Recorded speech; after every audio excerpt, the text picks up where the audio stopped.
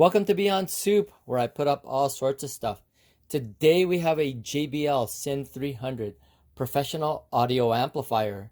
Before we get started with this overview, hit that subscribe button for products, DIYs, and how-tos. Okay, on with this amp. Amplifiers like this are generally used for large speakers, including tower speakers and bass speakers. Speakers that need to move a lot of air and put out a lot of volume. So I could not find the exact specs on this amplifier except for it being 300 watts. So I went ahead and took off the rack mounts and all the screws, so we can take a look at the inside of this amp and talk about it in general. So I'll do that now. So what's the function of an amplifier anyway?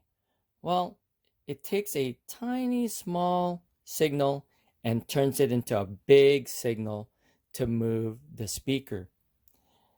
Basically, you want to think of an amp as the engine of an audio system. Like a car's engine, it's responsible for making the wheels turn. An amplifier is responsible for making a speaker move up and down. So that's a basic concept of how an amplifier pretty much works. The design of this amp is really cool because they separated the input from the power supply on this side, which can actually create a lot of noise. So if you inject the noisy stuff into the signal, it'll amplify pretty much the noise as well. So again, the cool thing about this amp is the fact that they've separated the input from the main power supply. The signal comes in from this one from the XLR cables from my CD player, runs it down here into the circuit where the transistors are, and then goes into the power supply to amplify and power the speakers. So this is a basic look at what this amplifier is all about. Features a internal heat sink, so if it senses a lot of heat, the fans will kick in, or the fan will kick in, and it will blow the hot air out. The other thing about this is on the power supply end, it's got these large capacitors, 8200 microfarad caps. That's really nice for fast transitions and just storage, so it can control the speakers a lot better. This amp can be bridged into mono, so you literally can use this for like a bass amp or something like that. And let's go ahead and look at the back of this thing, and as you'll see, you can either have a channel A and channel B, or you can bridge it to mono so you get more power out of it. So here we are, and let's go ahead and throw some music through it, and let's listen to it. I've got it connected to a couple of very small speakers, so it doesn't do it justice, but I'll go ahead and play some music through it. Turn this on.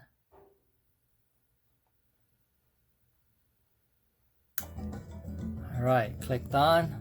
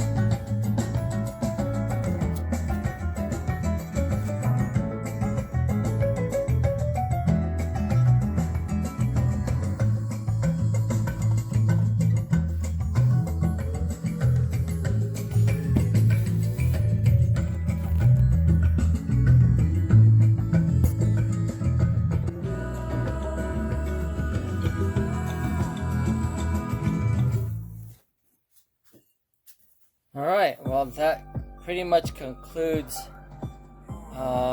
this overview.